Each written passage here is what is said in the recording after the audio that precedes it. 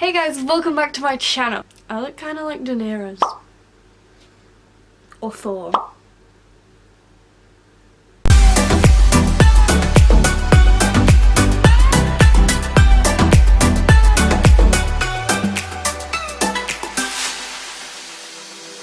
I've just returned to uni for my final ever term, and if you are new here, then I go to Oxford University and I study Archaeology and Anthropology. I have a lot of experience with essay writing and revision for exams. I've done a lot of exams, as I'm sure most of you have too, but I found a new sort of revision technique which is really working for me, and I just thought I'd share it because the reason I am sat very off centre is because I'm going to put everything from my laptop screen here, so I need some space.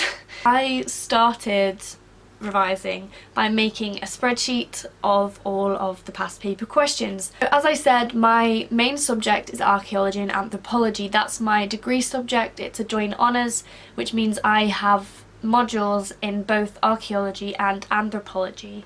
Now, all of my modules I have got on this Excel spreadsheet. Along the bottom you can see the different titles for the different modules. And for each module I have got every topic that I've kind of done in my essays and lectures, and I've matched the previous exam questions with each topic. The colours don't mean anything, they were just for me to kind of map it out easier in terms of separating the topics. But basically for each topic, as you can see, I have all of the questions. And doing it this way means that you can see which questions have come up a lot, which subjects have come up a lot more than others, and sort of judge maybe if there's a cycle going on in which questions come up. So for example, in this paper, which is my Ancient Modern Human Origins paper, I think that's what it's called. It's Human Origins anyway, I'm not entirely sure what the abbreviation is, which I probably should do, but there's quite an obvious pattern in terms of the questions. So as you can see, I've got this question 2014 is the same as 2017. Again here, and here, and here, and here. So it just means that you can visualize all of these different questions and match them up to a different year. And also, if you're faced with a paper that kind of scares you at first glance, it's quite easy to panic too much and just think, I don't know what's asking me, I can't do it. And a way to get around that I've found is helping me is by listing what subjects actually are and what could possibly come up in relation to that subject.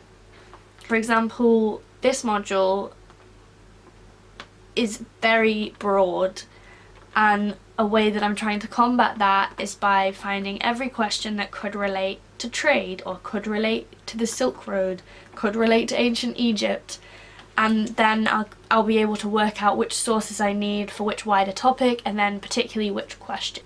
So that's how I'm starting out, and I would really recommend doing that. After I've done this, my files are basically in each of these modules. So I'll start with FHS1, which stands for Final Honour School 1, which is basically my first core paper. I then have a revision folder, and as you can see, these are on PowerPoint. So my revision is now on Microsoft PowerPoint. I've never done this before, but it basically just means that everything flows that's in the same topic, and you can kind of almost create an essay flowchart by doing this. This is the Anthropology of Power. I was really struggling with this. I just didn't get it. I didn't make it to enough of the lectures.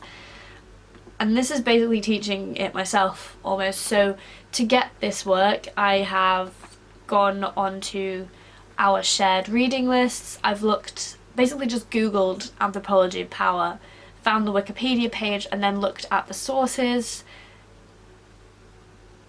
Don't quote Wikipedia, obviously, but it's good for finding sources that you might need to then find more sources which are in their references. So I found these sources, and I found some basic definitions. and I put them into individual little topics within this topic, as you can see. Now, I've done the same for water engineering.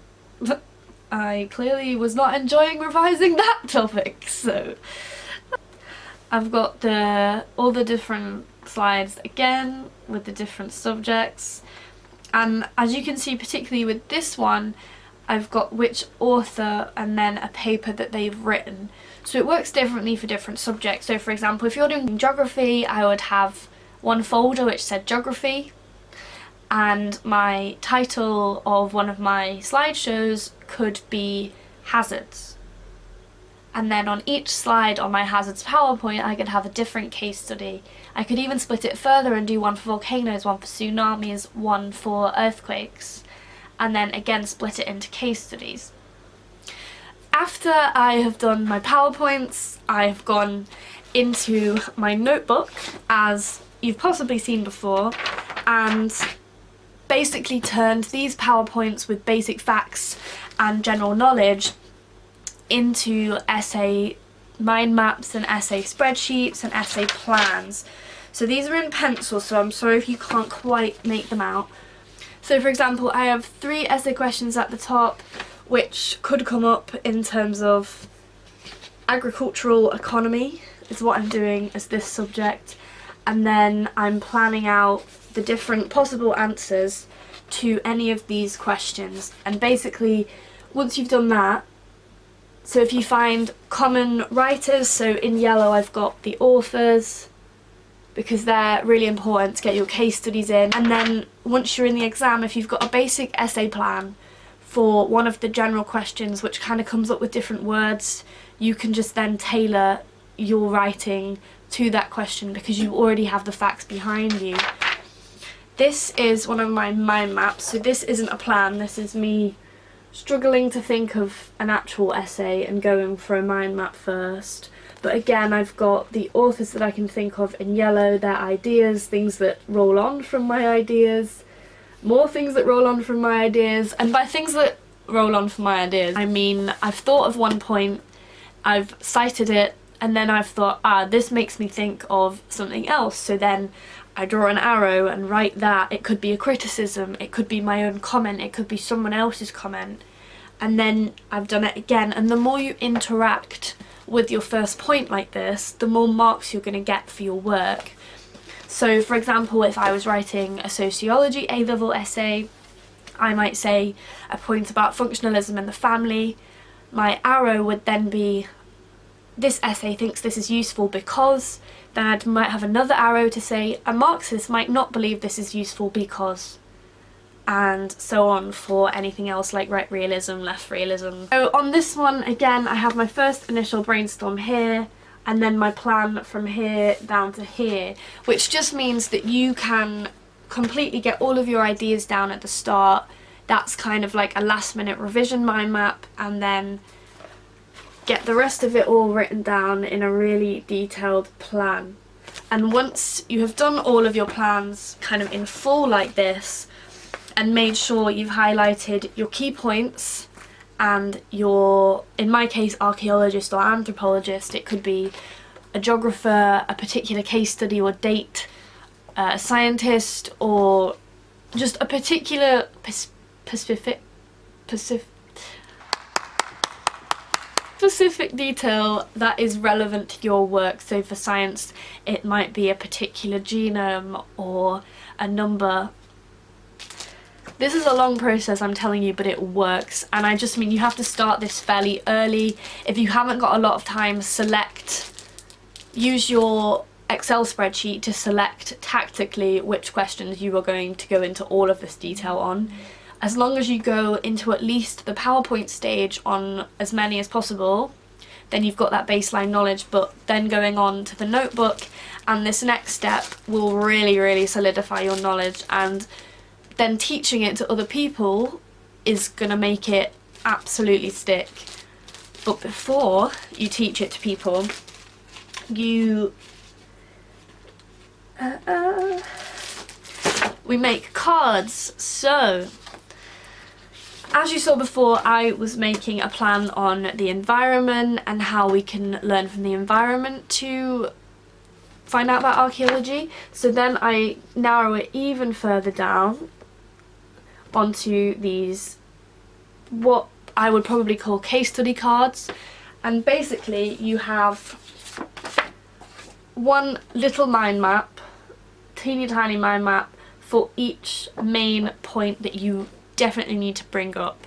And personally for me, in doing sociology, in doing geography slightly different, but I'll come back to it, but in doing sociology and anthropology and archaeology, having the archaeologist or the anthropologist in the middle of the mind map just makes you remember that this paragraph is about their theory. So again, here I've got the names of the people whose theory it is and the date, and then you just write off little bits that you need to remember for each paragraph. So after I have those mind maps, this is more of a memory thing, just so it really solidifies in your head. I then take it down and do a sort of look, cover, say, write, check technique, which they probably taught you in primary school for spelling. And basically you just list the central points of your mind maps. So the ones in yellow, I just list them like so and write them over and over again, covering it each time to see which person I forgot, which point I forgot. And then once you're in the exam, the first thing you do when you get there is just write all of the lists down, so that once you turn over your exam paper, it's on the paper already. Even if that question doesn't come up, you've splurted it down and it will make you feel so much better. If I was sitting a geography exam, it would be very similar, except these names that are on here in this one would be, say, geological volcano, like the amount of casualty, the amount of months the ash stopped the flights, and I would just remember those specific details and then build my whole paragraph around those specific details, because it's those details and those names that are just going to jog your memory for how you felt about it. You can talk about how you interact with something very easily if you remember the name that sparks that thought. And that's basically how I revise. And my camera's about to die, so I hope that made sense and that I explained it okay. If not, please do mention in the comments and I will expand.